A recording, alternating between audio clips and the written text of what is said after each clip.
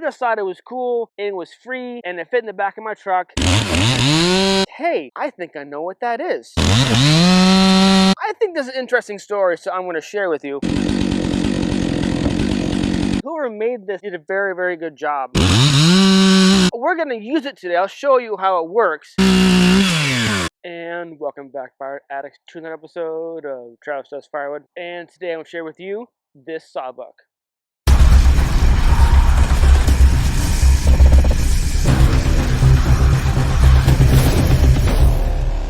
So as you saw in the intro,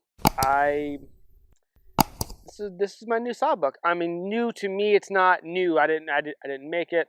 But in the foreground here, I bucked up most of the oak that I had from last week's episode. Anyway, that's mostly done. But I did save some of the smaller logs because I wanted to share with you this sawbuck. So there's a story behind it. We're going to use it today. I'll show you how it works.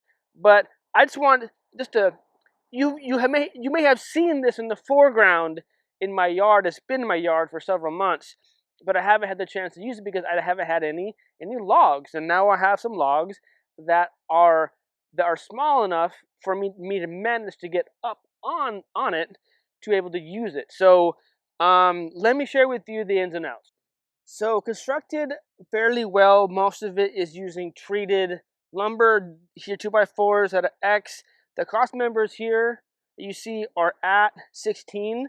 So you can use it as a guide. Whoever made this did a very, very good job. You have plywood here for the cost members. It's still intact.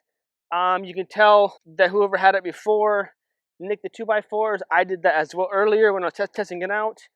It's a solid piece. I mean, I think you could probably put some hefty logs on this. Granted, you have to yourself put them on there with your own two hands or have machinery. But I would say if you have machinery to lift the logs up on the sawbuck, why not just use the machinery to lift it up and then you cut it from there? Anyway, I think this is an interesting story, so I'm going to share with you. If you follow my channel for a while, I got some free wood from a customer who had moved to the East Coast and didn't need it anymore, but then he ended up coming back anyway. But so in one of my trips to his property to get wood that had been I don't know, cut and split and stacked for a long time, it was on its way out, and I was able to sell that at a discount to a customer in need. As I was there gathering that in my trailer,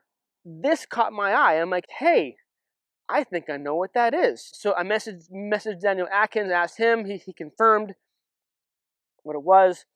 So I sent the picture to the customer, asking if I could have this because in his household they don't do firewood. They're not gonna split. They're not gonna cut. They're not gonna stack anything. All they're gonna do with firewood is burn it. So I can guarantee, even if it was coming back, that he would never use this. So I sent him a picture, and he came back.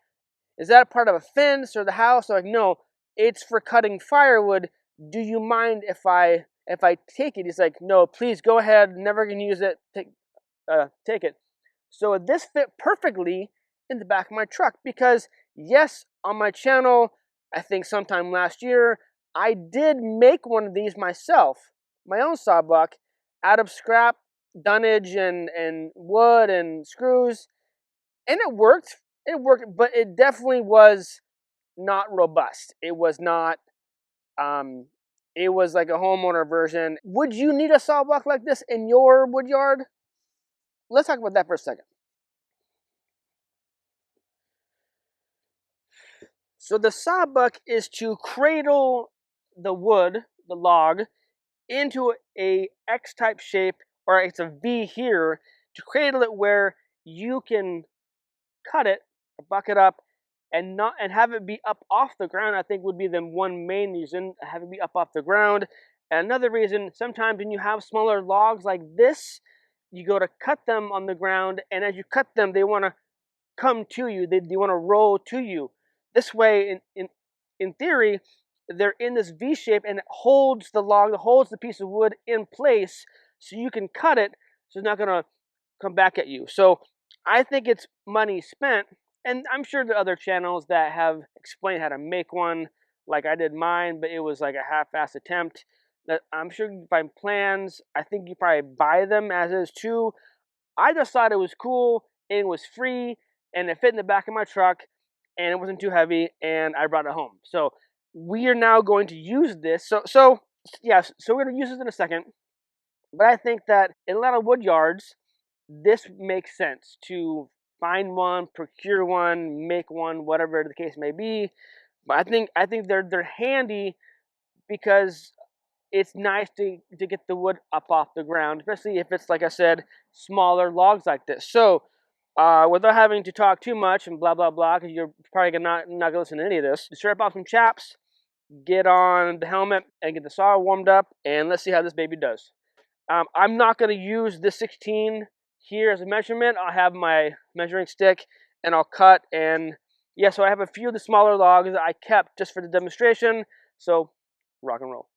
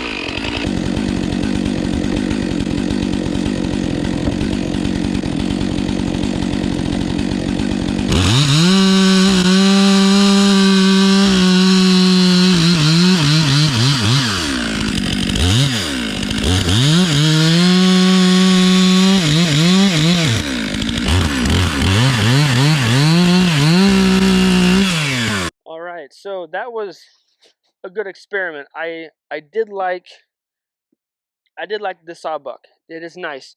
I tried, as you saw, I tried measuring with my measuring stick, with it at the tip of the blade, the bar, sorry, and then using the middle of the bar to cut, and that worked out great. So don't have to touch this, have to take it on and off, etc. But then when I went to go finish the cut, then the round would knock this off, and then I got banged up. So maybe not the best choice, as well as because of here. I'll show you here. In terms of design of this sawbuck, these 2x4s are at a cross, right? And so you have to make sure that if you have someone like this, that when you're bucking, you're not going to go into the opposite side's 2x4. I think I nicked it. I think I nicked this 2x4 like right here just a little bit. So just keep that in mind, as well as when you are finishing the cut, kind of maybe just like pulse the trigger and not go full blast, because if you come down, you're gonna hit the 2x4, which I did several times. So if I keep doing that, I'm gonna have to replace these 2x4s every month if I use this. So, but that's all the logs I had that were small enough for me, and even those, I mean, the oak is heavy. This is some heavy stuff, as I think a lot of you know out there. So that's what I cut on the table right now to split with the 1165V split fire, the beast, the red beast, the red mini beast. So yeah, I just wanted to share the story of the sawbuck, show it to you, because I think a lot of you have probably seen it in the background of my episodes, but and I haven't used it yet. So, yeah, all the other oak is. I guess I have one log there. I could buck up, but it's fine. It's fine. But yeah, all this of the oak is all bucked up. I have some already split right here that I got working on this morning. So yeah, happy sawbucking if you were into this type of thing. But yeah, thanks for tuning in. I appreciate it. And remember, life's too short to be a prick, so be kind to one another. Rock and roll, stay safe, keep cutting. Cheers.